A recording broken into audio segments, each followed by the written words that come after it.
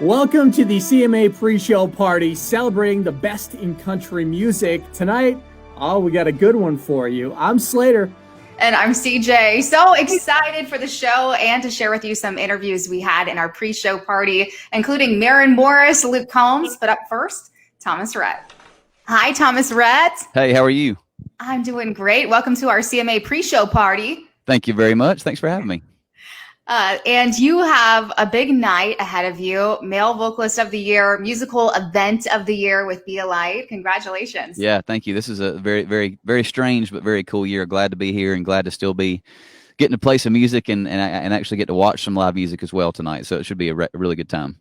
Yes, we're very excited as well. So why was it important for you to put out Be a Light this year? Man, I don't know if I've told you this, but I wrote the song last year, before 2020 was even a thing in anybody's head. And around March, my birthday came around and I really wanted to release a song for my birthday.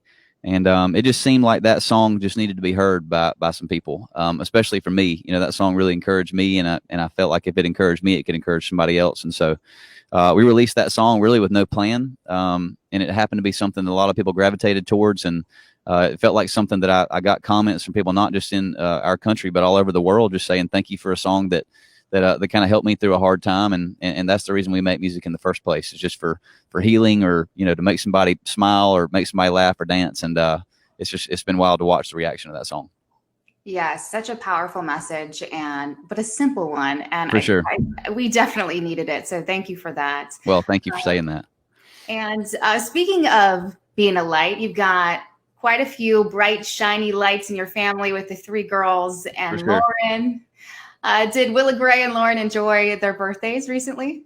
Oh, yeah, they loved it. Willa Gray's birthday was this mermaid theme. Her cake was mermaid. She got mermaid tails from everybody in our family. And moving straight into Lauren's birthday was really awesome as well. So, through October to December, we have a lot of birthdays and a lot of things to celebrate. So this is probably my favorite time of the year.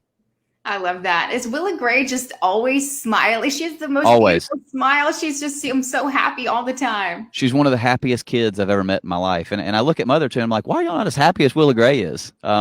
She's 5 years old now and literally acts like a teenager already. Super smart and very just well-spoken. And she just makes me laugh and smile every single day. She makes me laugh and smile just following along, y'all's family. Thank you for sharing that. I know Absolutely. It's a lot to post that much on social, but you guys really are. Your family is a light to a lot of people's lives. So thank you. Well, I appreciate you saying that. Thank you very much. And I saw last night on Instagram on Lauren's story that she's presenting. Yeah, for sure.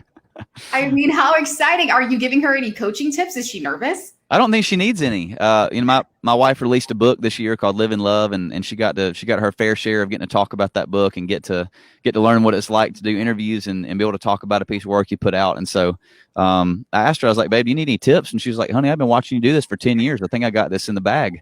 But she's such a natural at it, and I think she's going to do a really, really great job presenting tomorrow night. Yes, she absolutely will. Gosh, she's so brave, such a star too. For sure. So new single, what's your country song? For sure. What inspired that? And, how did you decide which songs to reference? Yeah.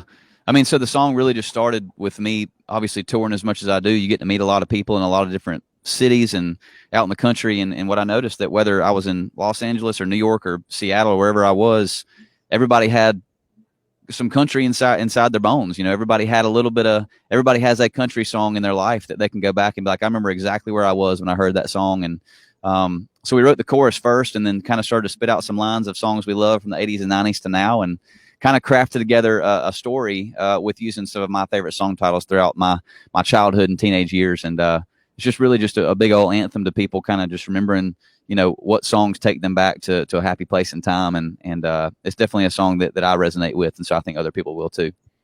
Yes. Love it already. Well, thank you so much, Thomas Rhett. I hope you scoop those 2 CMAs, and I can't wait to see your performance tonight. I appreciate that. Thank you very much. Thank you, Thomas Rhett. And up next, a very candid Carly Pierce. Hi, Carly Pierce. Welcome to our CMA Pre Show Party. Love it. How you doing? I'm good. How are you? I'm doing pretty good. So you've got a lot of nominations. It's an exciting night. New Artist of the Year, Song of the Year, Musical Event of the Year, Video of the Year. Congrats. Thank you. Obviously, the big news came out yesterday. We were wondering why Lee Brice wasn't going to be a part of this. And then the news came out that he did get COVID-19. So how does that change things for you for the big show? Oh, gosh. I mean, obviously, I'm super bummed to not be able to share that moment with Lee. We've had such an awesome year with this song, but I'm so grateful to the CMAs and to, I keep joking, Charles Kelly for the win of Lady A. He is so graciously stepping in and singing my song with me. And we had a rehearsal, and I have to say, he's incredible. I mean, if you're going to have a stand-in, Charles Kelly's pretty dang good. Yeah, that's awesome. So glad to hear that you're actually going to get to perform the song, because it's resonated so much for so many people. Did you know that was going to be the case when you guys recorded that song? Oh my gosh. No. I mean, I wrote this song as an apology to one of my ex-boyfriends, and just kind of wanted to be honest of realizing that sometimes love, hearts don't break even, and sometimes you confuse love and comfort, and just to see the ride that it's been on, and just, you know, in a year that's been so hard anyways, just to feel connected to fans has been so awesome. And speaking of honest, I love the honesty in your music, and I'm obsessed with the new song Next Girl. So I have to ask you, have you ever been warned about a guy from an ex, or have you ever warned someone about someone that you had dated? Oh gosh, yes. And you know, sometimes you don't listen and you just do it anyways, but hopefully this song is like, I'm the big sister to everyone of like, wait a minute, if this guy is doing this to you, you got to get out of that, because he will never change. That's so true. And you know what? When you're in it and you're in love, it's so hard to listen, even to your friends. So imagine an ex, you're like, no, that can't be the case. Hey, I write in the song, he charmed your mama. That ain't good when he gets mama too. Yes. Oh my goodness. So we've all been through a lot. I know you've been through a lot as well this year.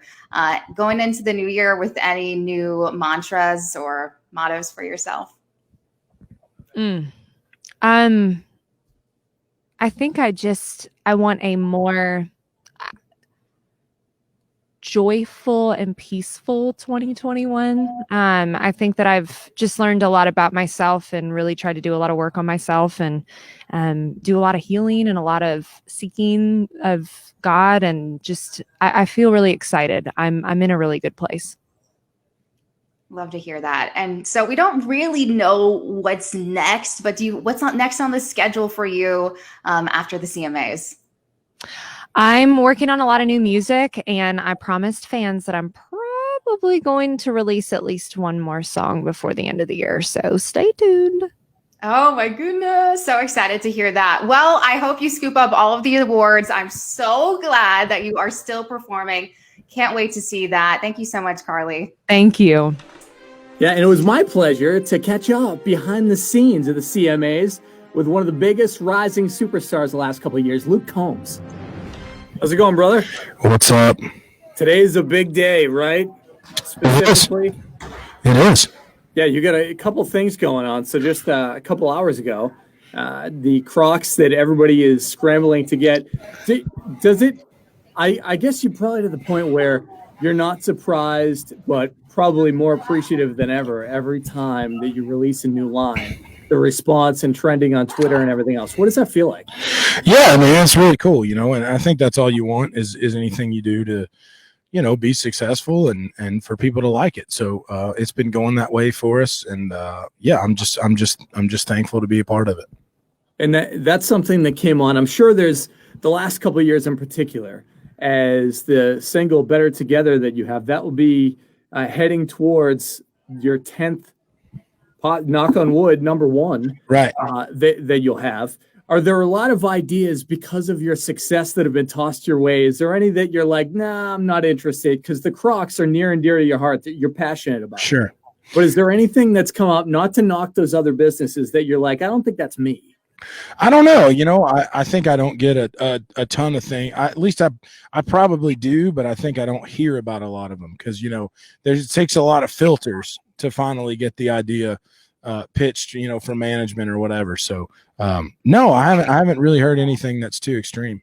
Yeah. How about this? So I know McDonald's and Travis Scott in the hip hop world. He's got his whole new meal. Is there anything like what place do you love the most that you would be like, yeah, maybe that would be good? Oh man, probably Bojangles for me. Yeah. What would it be? What would be your thing? Man, it'd be probably steak, egg, and cheese biscuit, which is probably the most unhealthy thing on the entire menu. So that stacks up. It's on brand, you know? Yeah, I enjoy that. And to all the parents that this year is pretty crazy for the holidays, maybe not being able to hang out with family. Something that I thought was interesting is more people are like, you know what? I think Santa should have whiskey actually dropped instead of milk this year. Sure. Growing up, what did Santa have at your house? Man, he had the standard, man. Santa the had milk and cookies. Milk and cookies, man. That was it. You know, I couldn't buy beer at that age, so he would have had some beer had I been able to get some. But yeah, he would have liked that a lot more, probably. So I am very blessed to say to you, congratulations on all the success, all the nominations. We're rooting for you, and know that you're going to take it home this year at the CMAs. Yes, sir. Thanks, man. Thank you. Huge thank you to Luke Combs. And how about the duo that is the hottest right now and giving a positive perspective on 2020, Dan+Shay. How's it going, guys? Good, man. How you doing? Things are good. So it's the CMA Pre Show Party on with Dan+Shay, who nominated, so single of the year, music event, music video, vocal duo, and also you guys are going to be taken to the stage with Justin Bieber. Is that right? Yeah, man. That's awesome. You're making us feel good listing all those off. It's a nice little reminder, man. It's been a strange year. So these kind of moments are, don't take them for granted. So the last couple of years we're blessed to actually be able to see the rise of you guys and the elevation, not only like professionally, but also in your personal lives. So with everybody having such a tough time, you guys have had, even though the arena tour pushed off till next year, still, that's so incredible that you have that. Maybe if you can talk about some high points in your life, one personal and one professional that you hold near and dear to you to kind of inspire people that things aren't as bad as they seem. Oh man, most recently I had right before the arena tour started, I had my second child, Ames Alexander. So he's 8 months now, which kind of gives me a pretty good scope of how long we've been in this quarantine. He was kind of 2 weeks before our first arena shows that kind of happened. So that's definitely been a high point, kind of growing our family. And that's a cool moment because that is it's a big deal, and then we were about to start this arena tour. I would have to say probably doing our first arena show was a very big high point, but I don't know, there's been so many. Dan and I have talked about this, kind of over the past few months of how thankful we are to have, kind of had what we've had over our career. This is the first time in, years that we've had this much time off and actually have had the time to appreciate moments that we've had. We've won Grammys, CMA Awards, ACM Awards, CMT Awards, all these amazing high points in our lives that we're very thankful for. And this was kind of the first year that we've had the time to sit down and be like, man, this is crazy that we really get to do this and to be able to do music with my best friend, and get to kind of actually have that appreciation now is just, I don't know, it's hard to pick just one, but yeah, I would definitely say that doing those arena shows and being able to say that we did sell out an arena tour was a huge,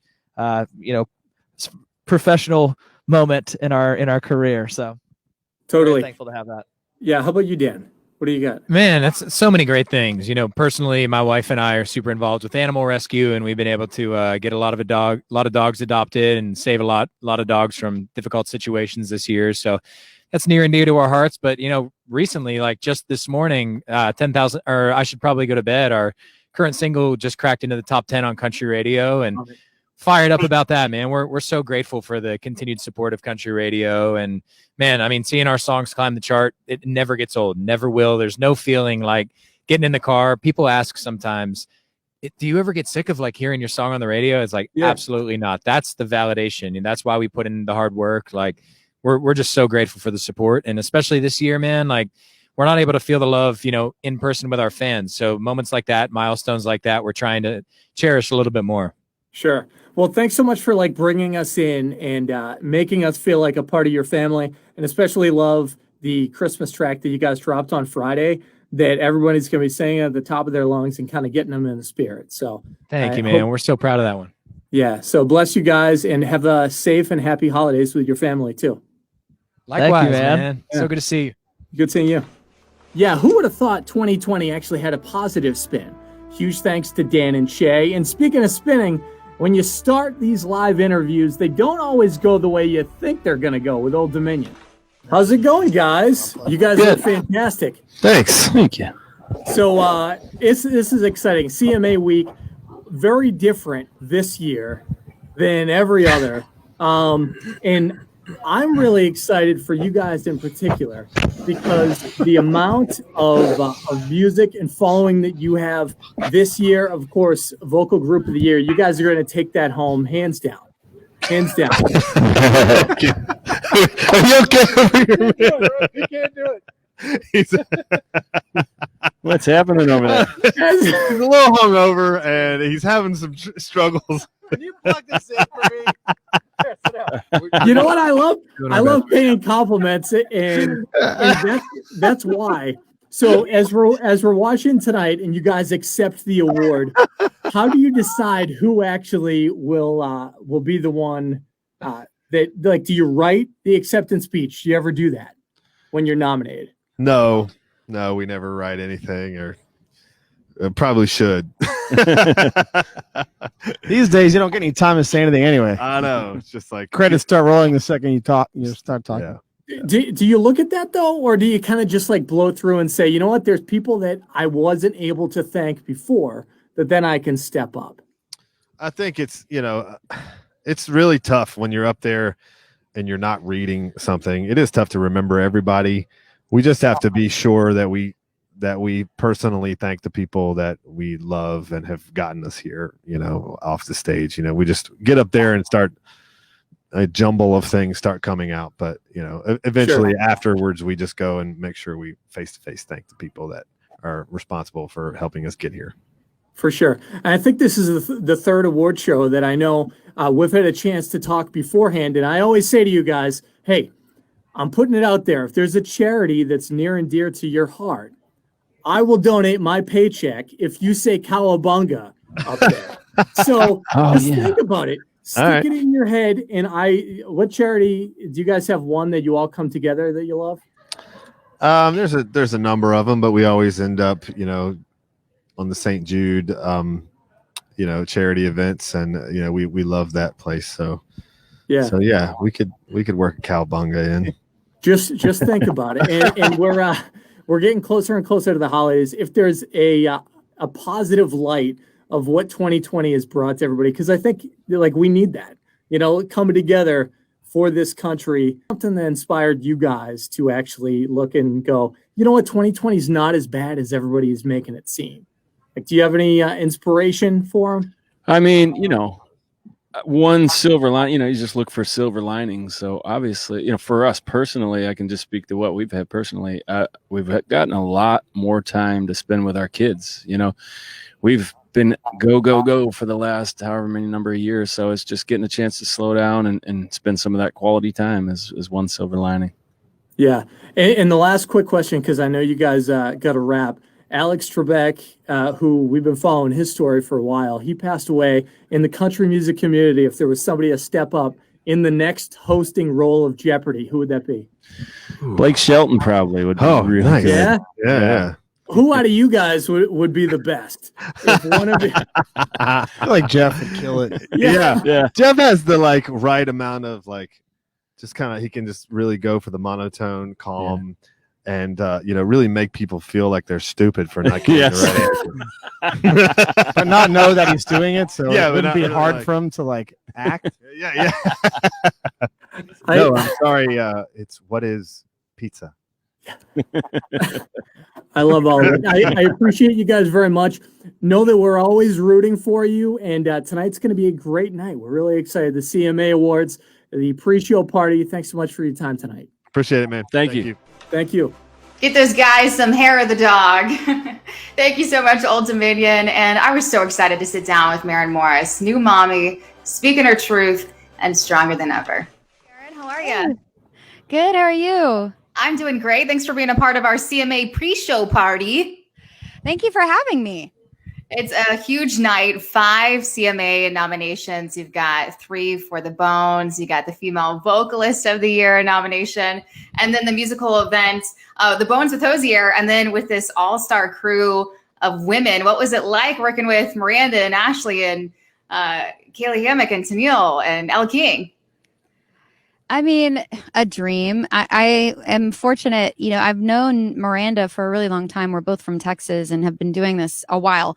But and then I was on her album for Way Too Pretty for Prison. So I was a part of this like world of hers before we did the big like super group track. But no, it's such an honor. And then, having toured with all those women last year was the most fun tour to be a part of. And then getting to end our run with these nominations, it's so exciting.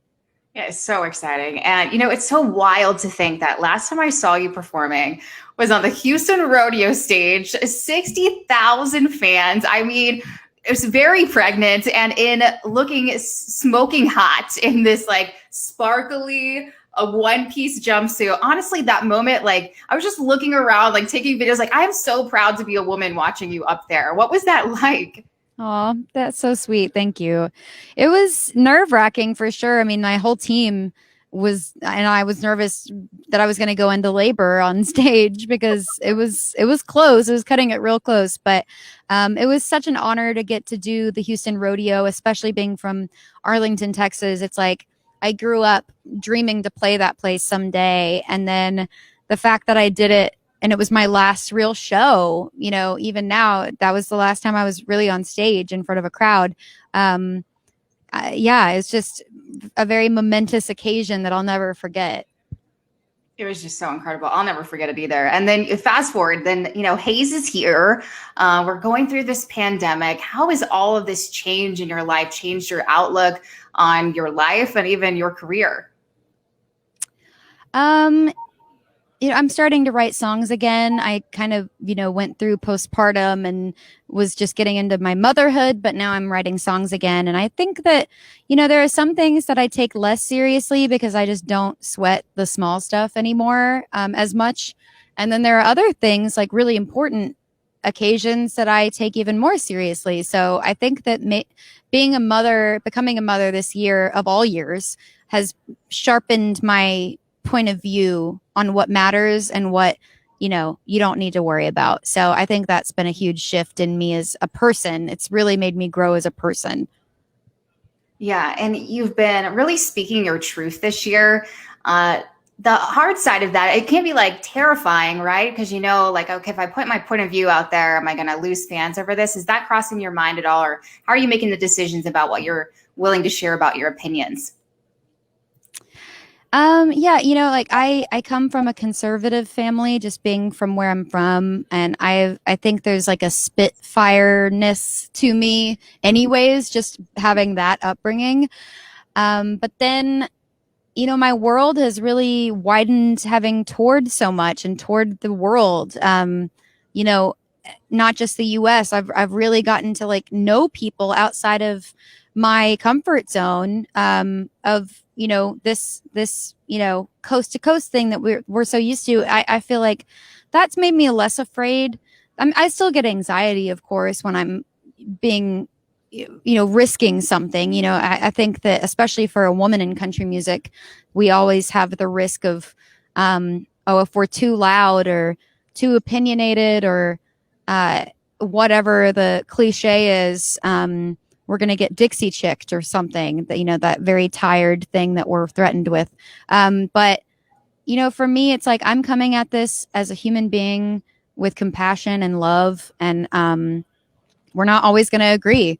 And that's okay. But I know that I sleep better at night when I know that I've spoken the truth and been on the right side of history rather than staying quiet and keeping more money in my pocket from someone that, doesn't think gay people have the same rights as you or me.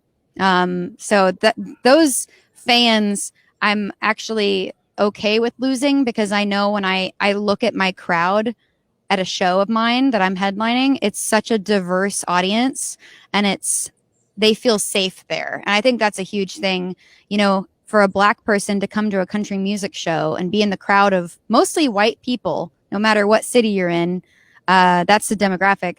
I want them to feel safe at my show. I want gay people to feel safe at my show. So if I lose, a few here along the way, I know the ones I've gained are like for life. So I think that it's worth the risk, but that's just me personally. Well, from this side, I already was a huge fan, and I feel like this year I felt even more inspired, and I felt like it was just so brave and awesome to watch. And so I appreciate Thank you. all that you've done this year. Going back to the Bones, because it's got so many nominations, and every time I hear it, I always think, I wonder what Maren thinks like the bones are of you and Ryan's relationship. That no matter, because you guys both have these crazy careers, and now you got a new baby. What do you think the bones are between the two of you? The strong that keeps the house up. Yeah.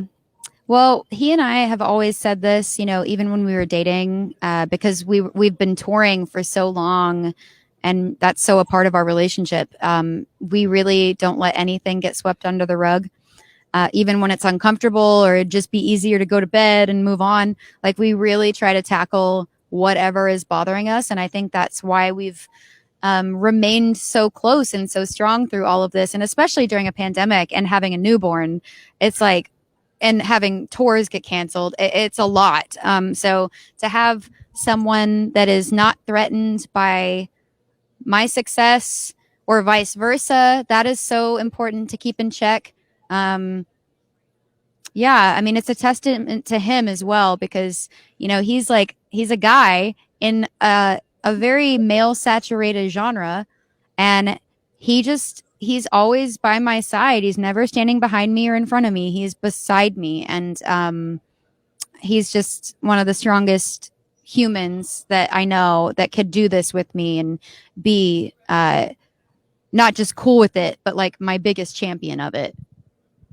That's beautiful. Well, Maren, thank you so much for speaking your truth, for being so brave. I hope you win all of your CMAs. I know you got 2 in the one category, so we'll see how that goes. But good luck to you, and I can't wait to see you perform. Thank you. It was great talking to you. Great questions.